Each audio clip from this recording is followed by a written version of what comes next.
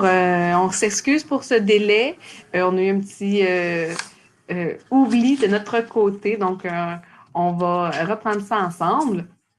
Donc, ce deuxième webinaire, on prend un instant pour se familiariser avec la plateforme. Donc, il y a un chat pour des discussions diverses. Si vous souhaitez qu'on réponde à certaines questions spécifiques, c'est important de nous les documenter dans la section questions. Donc, on va répondre à l'ensemble des questions qui nous sont posées. Plusieurs personnes vont répondre par écrit durant la présentation. Si on a le temps à la fin, on pourra en répondre quelques-unes ensemble. Il y a également une boîte de sondage. On est avare de connaître vos opinions sur quelques éléments, donc on vous invite à nous interagir avec nous également. En aucun moment, nous pourrons entendre ce qui se passe de votre côté, donc c'est important d'écrire vos questions. Lors de la réclamation, vos questions se ressemblent beaucoup. Ici, on répond à des questions qui sont similaires d'une entreprise à l'autre. Donc, vos questions vont pouvoir aider l'ensemble des entreprises. Donc, entrons dans le vif du sujet. L'équipe qui s'occupe des réclamations pour le programme individuel, c'est principalement Mme Maryse Nadeau, adjointe comptabilité et programme. Ici, chez Groupe Export, elle peut être rejointe au numéro de téléphone ci-bas, le poste 210, et par la boîte courriel SEB pour soutien aux exportations bioalimentaires à commercialgroupeexport.ca. Je fais également partie de la procédure pour les réclamations, donc Christine Gingras, coordonnatrice gestion des programmes. Je vais vous glisser un petit mot aussi à propos de l'association Groupe Export. On regroupe 450 membres dans la transformation des aliments. On offre plusieurs services, dont la vérification des emballages et les ingrédients, les tableaux de valeur nutritive pour les marchés du Canada et des États-Unis. Il y a également un département de transport pour l'envoi de petits colis à tarifs préférentiels. Et elle se charge également de la consolidation pour les salons. Il y a un service conseil pour les exportations. Nous avons une bonne connaissance du milieu alimentaire et nous aimons vous diriger vers la bonne personne. Le groupe Export participe également à une trentaine de salons, dont le Summer Fancy Food Show, qui se tiendra à New York en juillet prochain. Veuillez nous contacter pour plus d'informations. Aujourd'hui, on va diviser la présentation en différents blocs. Donc, on va regarder les annexes qui sont mis dans votre entente et qui peuvent également être trouvés sur le site Internet de Groupe Export, qui va être téléchargé à partir de notre site Internet. On va également prendre connaissance des pièces justificatives obligatoires pour différentes activités, donc les factures, les preuves de paiement et d'autres documents divers. Puis ensuite, on va indiquer où transmettre les réclamations à la toute fin.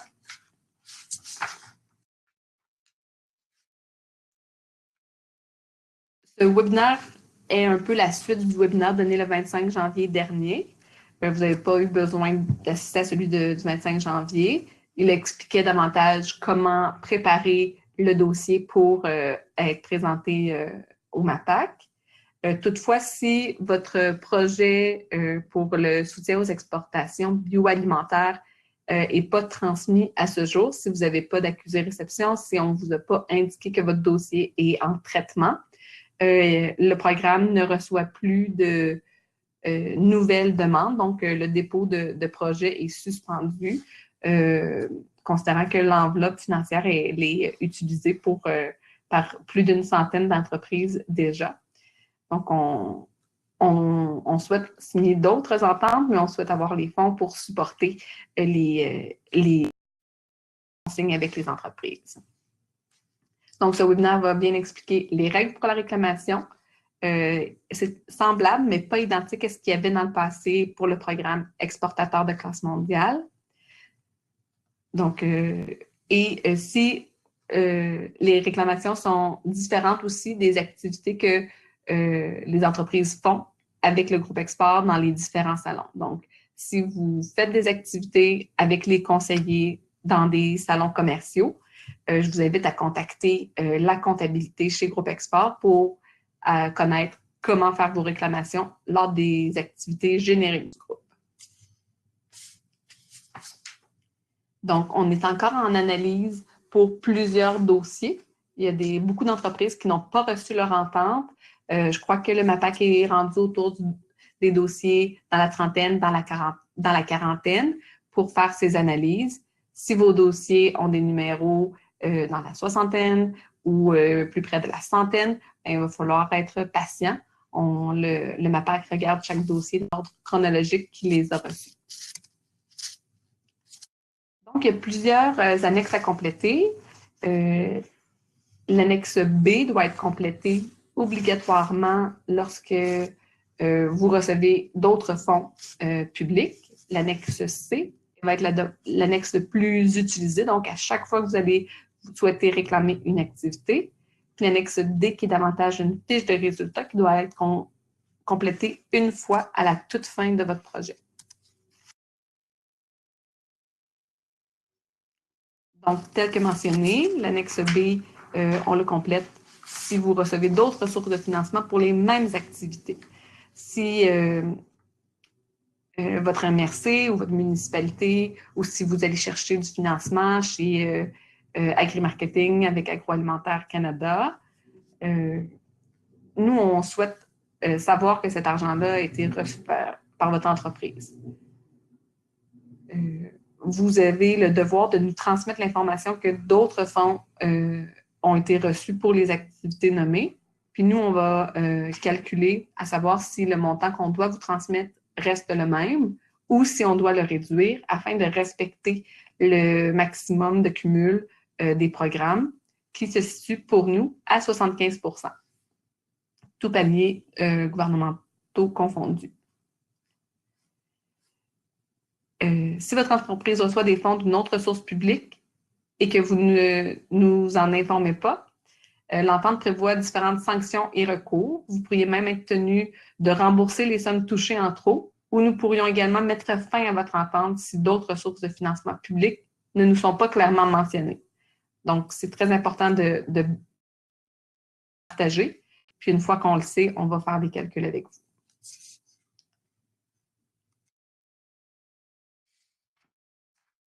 L'annexe C doit être complétée pour chaque activité. Donc, si vous faites un plan d'affaires, ça va être la réclamation pour le plan d'affaires doit être sur un annexe C. Si vous avez une autre activité de la publicité, ça va être un annexe C différent. Puis, il y a plusieurs factures qui peuvent être listées pour la même activité. J'ai quelques exemples pour vous afin qu'on comprenne mieux. Puis l'annexe C, c'est un annexe clé dans votre réclamation. Vous allez le recevoir de cette façon-là. Peut-être que l'entête va être déjà complétée pour vous. Si vous le téléchargez sur notre site Internet, ça va être le document vierge, comme ça. Donc, l'entête, le nom de votre entreprise, le numéro du dossier, votre numéro de téléphone et votre courriel afin qu'on puisse vous rejoindre facilement, puis le numéro de l'activité. Vous nommez l'activité telle que présentée à l'annexe A et non pas comme écrit dans le formulaire initial. Toujours vous référer. Chaque déplacement va être numéroté avec un numéro différent. Donc, on va être en mesure de bien suivre et que votre copie de votre côté et notre copie soient semblables tout au long de l'année. Donc, j'en ai complété un. J'ai inventé une petite entreprise. Puis voilà, activité 01 pour le plan d'affaires. On a identifié le fournisseur. J'avais un seul fournisseur qui me préparait mon plan d'affaires, son numéro de facture et le montant avant taxe. Les taxes ne sont jamais admissibles à une subvention, donc c'est toujours important de présenter le montant avant les taxes. Ici, j'avais un seul fournisseur pour mon activité. Je pourrais avoir plusieurs fournisseurs que je peux mettre à la suite.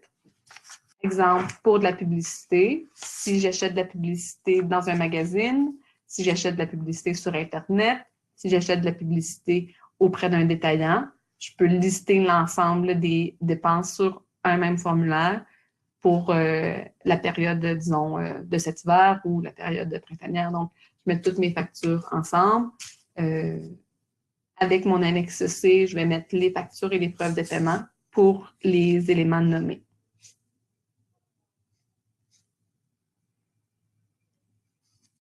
Plusieurs entreprises vont également demander des montants forfaitaires pour des déplacements. Donc, dans ce cas-là, on ne va pas nommer l'ensemble des restaurants, l'ensemble des déplacements. On a besoin de 2 éléments principaux.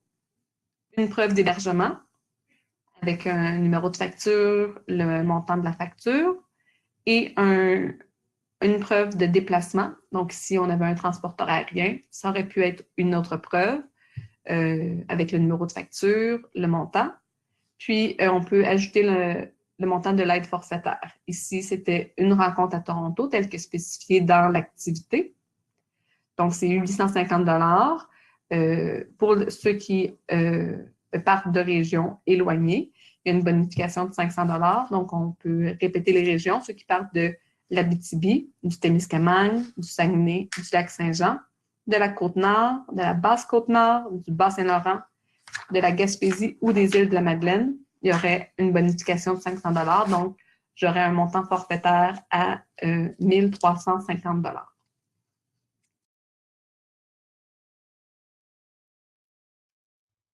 Voilà ce qui complète un peu pour l'annexe C. L'annexe B. Bon, maintenant que vous recevez du financement d'une autre source publique, vous devez le compléter obligatoirement. Donc, ici, on a le formulaire vierge. L'entête, c'est des activités. L'entête, c'est pour identifier votre entreprise. Ensuite, vous allez lister l'ensemble des activités auxquelles on appliquait la bonification. Donc, si je reçois d'une autre source du financement pour publicité, plan d'affaires, pour mes différents déplacements. Donc, ici, on reprend un peu les mêmes informations qui sont retrouvées dans votre entente, le tableau A et le tableau B. Vous pouvez les recopier si c'est l'ensemble de ces activités-là qui reçoivent du financement supplémentaire. Ensuite, le petit tableau avec les calculs. Dans source de financement, le tableau C, on peut reprendre aussi l'information de votre annexe A si vous avez déjà signifié dans votre formulaire que vous avez reçu de l'aide. Donc, je vous mets un exemple. Que l'entreprise ici a mis 75 000 $, que le programme soutien aux exportations bioalimentaires, c'est un financement avec une subvention. L'entente indiquait qu'on vous offrait 75 000 $. Et finalement, il y a un autre partenaire qui est arrivé. Il vous offre un prêt sans intérêt. C'est le prêt sans intérêt, bien que ce ne soit pas de l'argent direct, c'est quand même une source de financement public. Donc, on veut le nommer.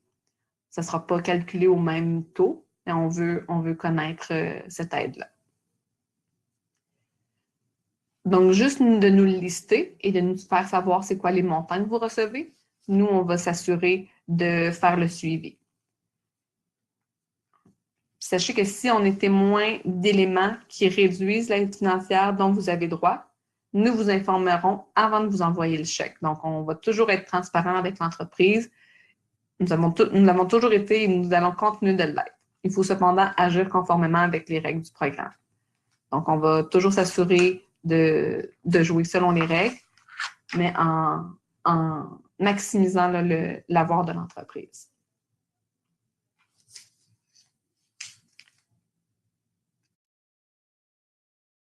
L'annexe D est à compléter lors de la dernière réclamation à la toute fin du projet. Donc, après vos 12 mois de projet et à la fin de la remise de votre dernière réclamation, on veut recevoir l'annexe D qui permet de faire une évaluation du programme et de mesurer l'impact de l'investissement du gouvernement pour l'entreprise et pour l'industrie agroalimentaire en général.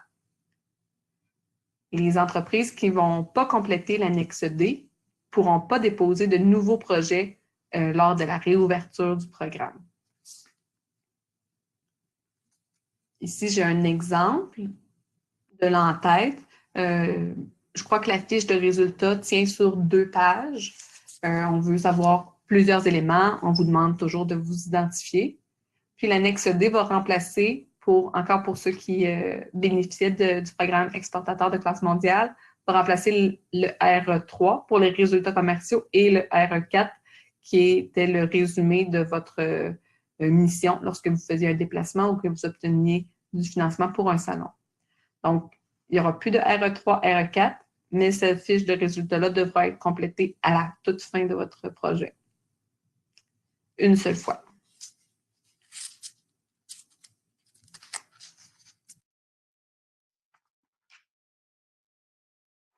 Donc, pour les pièces justificatives, une fois qu'on a complété notre annexe C, on doit joindre avec ce document les factures. Donc, chaque facture va être analysée sur différents points. Voici ce qu'on veut voir sur vos factures. On veut voir le nom du fournisseur. On veut voir le numéro de facture. Est-ce que le numéro de la facture est le même sur le document présenté que sur l'annexe C? On veut voir le montant avant taxes. Les taxes ne sont jamais sujets à une subvention.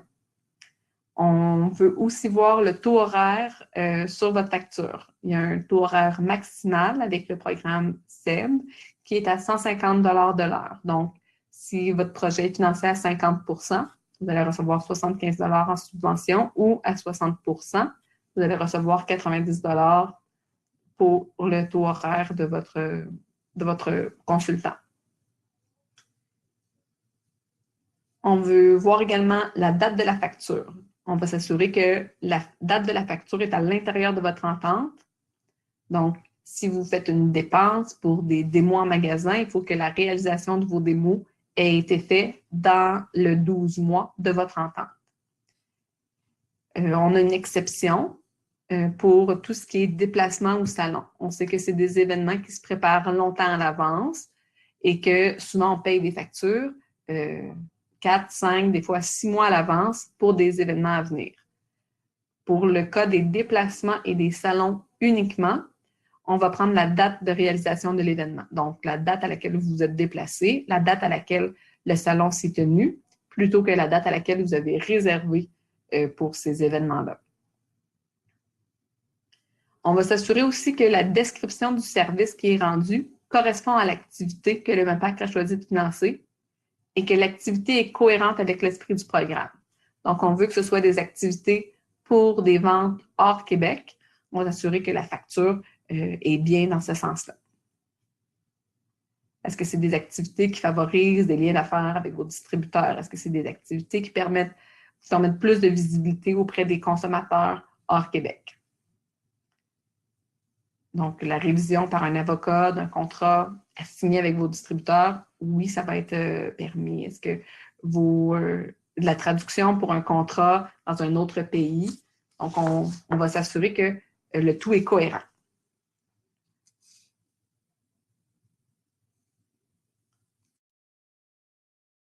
Pour les preuves de paiement. Donc, chaque facture devra être accompagnée de la preuve de paiement de la dite facture. Il y a plusieurs façons de prouver le paiement selon comment c'est réalisé de votre côté.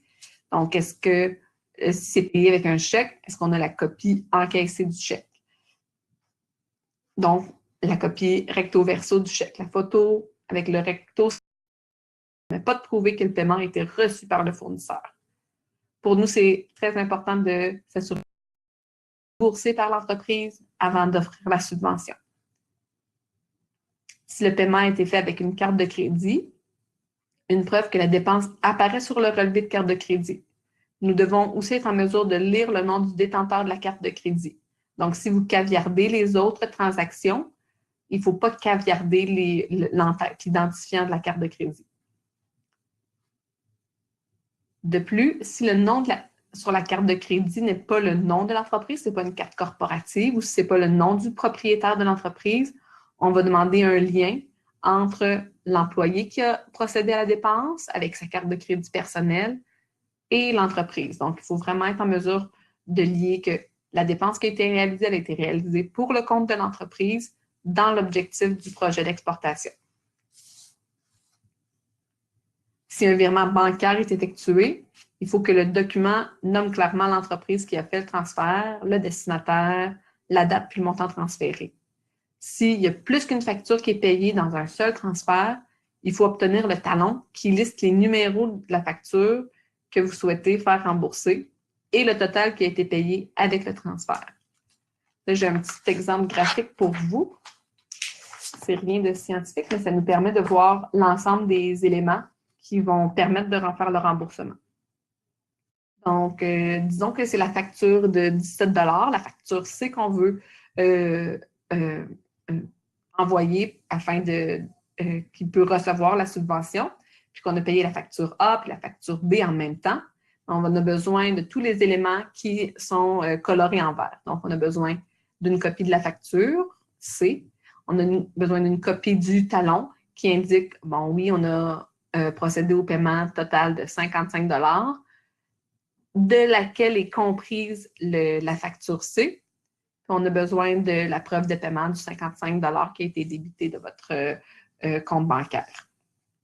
Donc, tous ces éléments-là doivent être liés, puis on doit être en mesure de tracer la ligne, de tracer le fil conducteur entre tous ces éléments-là afin, de notre part, là, de préparer le chèque puis de faire le débourser pour vous.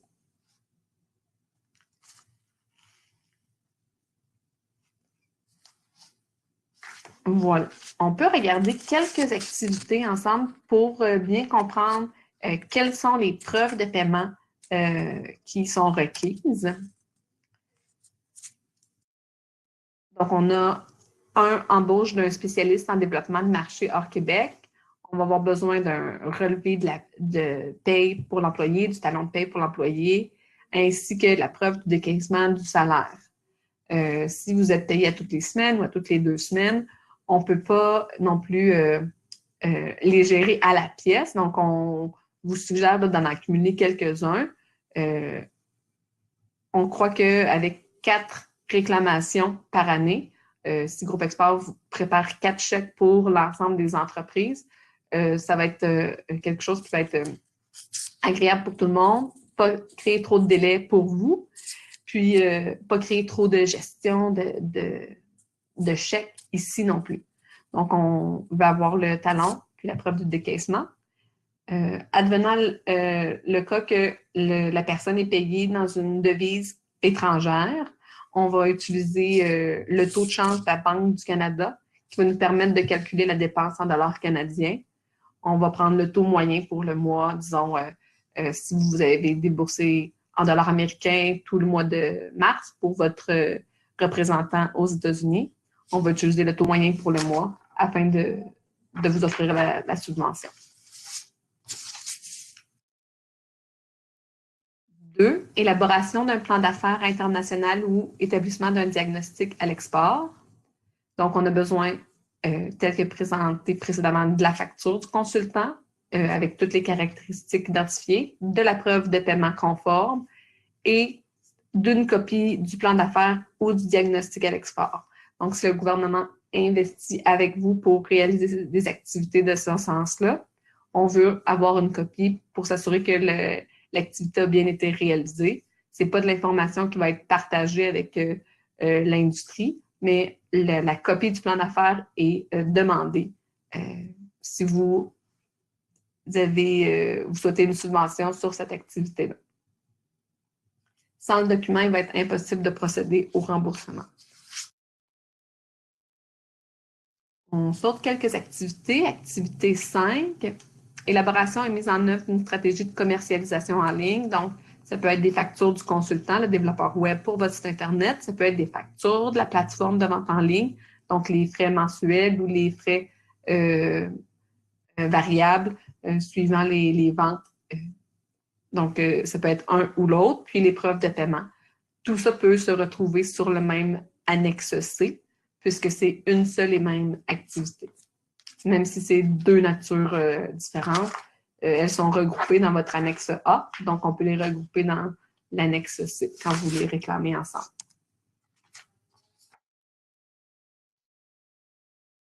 Pour les missions de prospection et autres déplacements hors Québec d'employés de l'entreprise, on avait vu que ça prenait 2 preuves, soit une preuve d'hébergement et une preuve de déplacement. La preuve d'hébergement doit obligatoirement être une facture d'hôtel, ainsi que la preuve de paiement de l'hôtel. Pour la preuve de déplacement, on peut choisir une option parmi les suivantes. Donc, un déplacement qui est fait en avion, ça va être soit les cartes d'embarquement aller-retour. Donc, il faut que ça fasse une boucle. Ou la facture de billet d'avion et preuve de paiement du billet d'avion. Donc, ça peut être un ou l'autre. Faut faire attention. De plus en plus, on a des cartes d'embarquement qui sont électroniques. Si on n'est pas en mesure de faire la boucle ou s'il y a des cartes d'embarquement qui manquent, on ne sera pas en mesure d'offrir la subvention.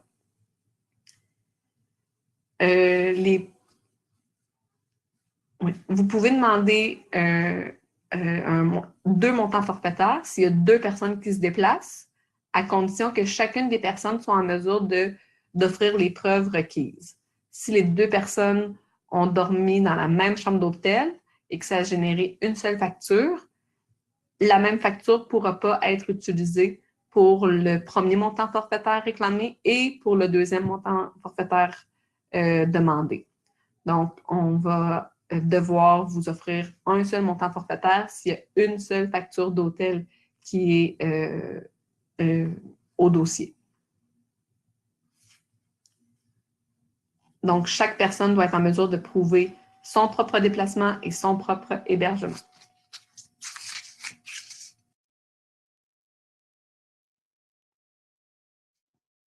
8, exposition à un salon commercial hors Québec. Donc, les locations d'espace, la location pour premium, ça pourrait être sur un coin. Ça peut être 2 frais qu'on demande. Ça peut être 2 lignes différentes sur sur votre annexe C. Il y a plusieurs frais d'aménagement supplémentaires qui sont également admissibles. Les honoraires pour si vous engagez un chef ou il y a une hôtesse ou un traducteur qui est présent pour vous aider dans votre salon. Donc, tous ces frais-là vont être admissibles à une subvention. Vous pouvez tous les mettre sur la même annexe C. Si vous faites 2 salons différents, on vous demande un annexe C par salon. Il n'y a plus besoin de faire les R3 résultats commerciaux ni de R4 rapports détaillés à remplir. Donc, vous préparez votre annexe C avec l'ensemble des frais liés à votre salon.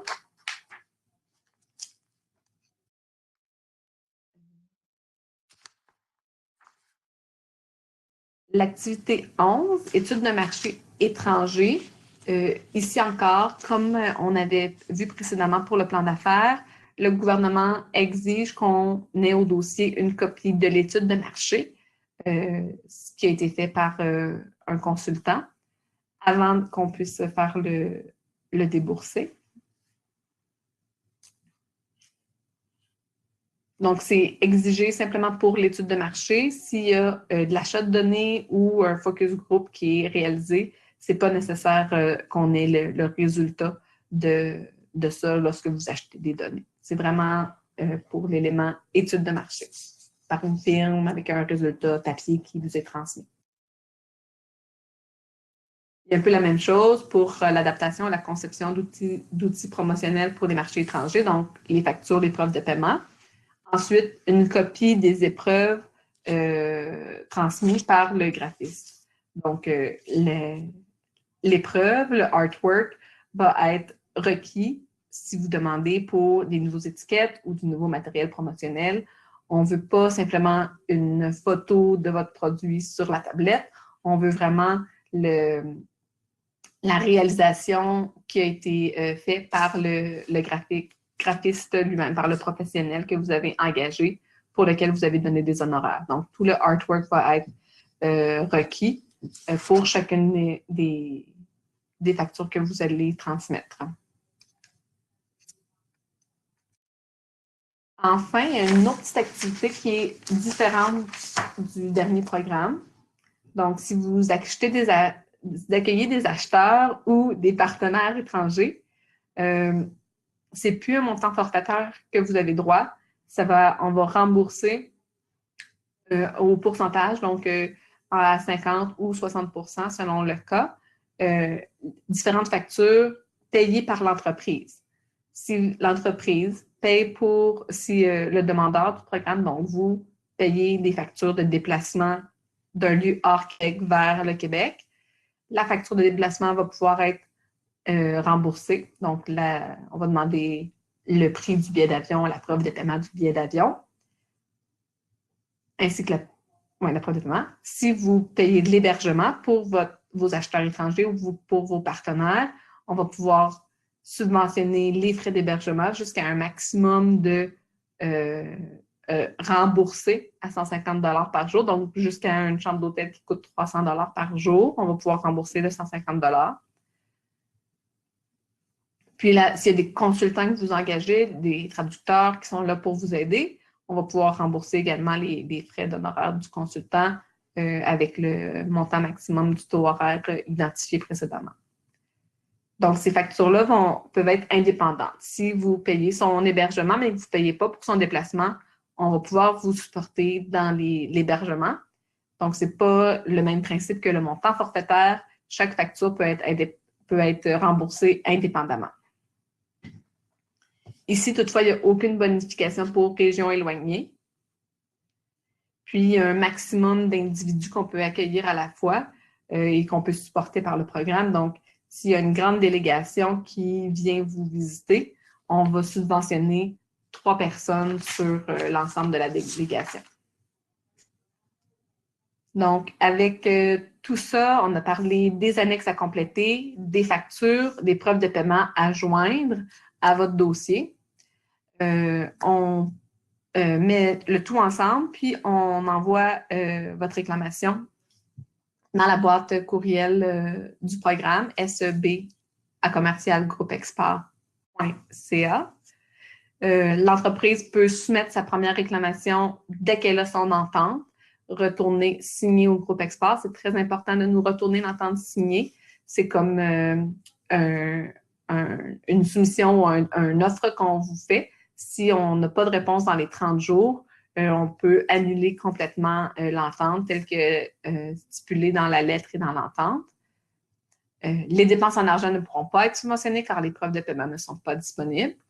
Puis ensuite, l'entreprise dispose de 60 jours suivant la fin de son entente pour terminer sa réclamation. Donc, si votre entente se termine le 2 août prochain, vous avez jusqu'au 1er octobre pour finaliser, envoyer l'ensemble des factures, des preuves de paiement. Donc, voilà. Lorsque vous envoyez le courriel, chaque courriel doit avoir un annexe C unique pour une activité unique comprenant plusieurs factures. Ça nous permet de bien refaire les casse-têtes et de mettre les bons morceaux ensemble. Donc, si vous nous aidez à être plus efficaces, on va pouvoir vous offrir là, vos remboursements de façon plus rapide. Vous avez des questions, vous avez nos coordonnées. Je peux prendre quelques questions, peut-être.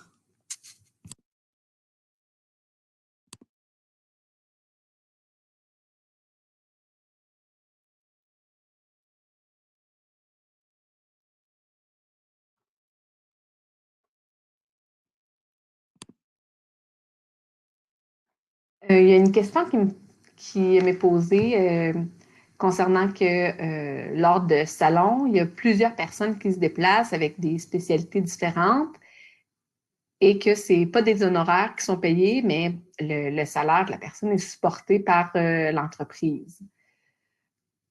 Donc, si c'est des dépenses en salaire qui sont faites, ce n'est pas une dépense qui peut être réclamée dans le cadre d'un salon.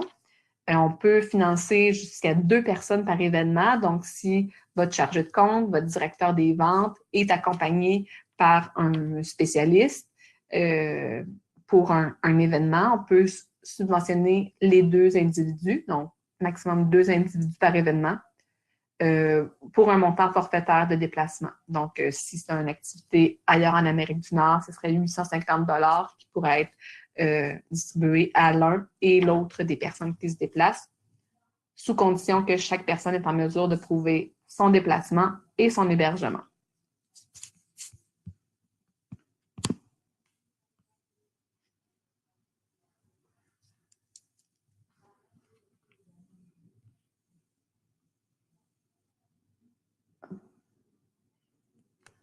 Euh,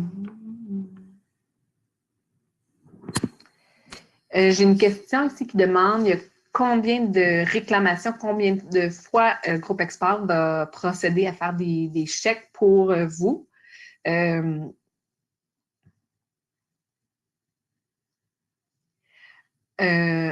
on croit que jusqu'à 4 fois, c'est idéal pour vous et pour nous. Ça permet d'avoir pas trop d'attente entre le moment où vous réalisez l'activité, vous la payez et on vous la rembourse. Donc, du moment où vous indiquez parfait, je vous ai envoyé plusieurs annexes C, j'ai plusieurs factures que j'ai réalisées, que j'ai payées.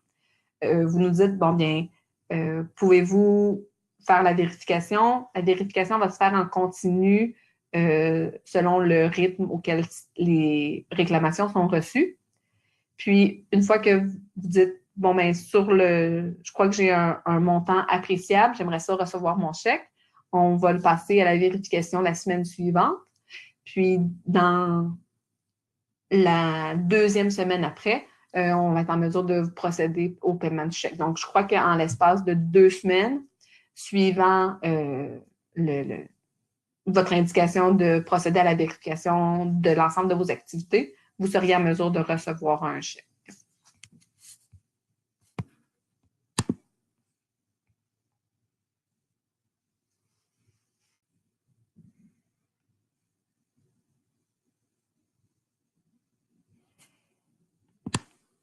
Est-ce qu'il y a des questions? L'ensemble des questions semble avoir été épuisées. On espère que le webinaire a été utile pour vous. Puis, on est impatient de recevoir des ententes pour vous et impatient de recevoir vos réclamations pour bien vous servir. Je vous souhaite une belle fin de journée. Puis, s'il y a quoi que ce soit, on va être disponible pour vous aider.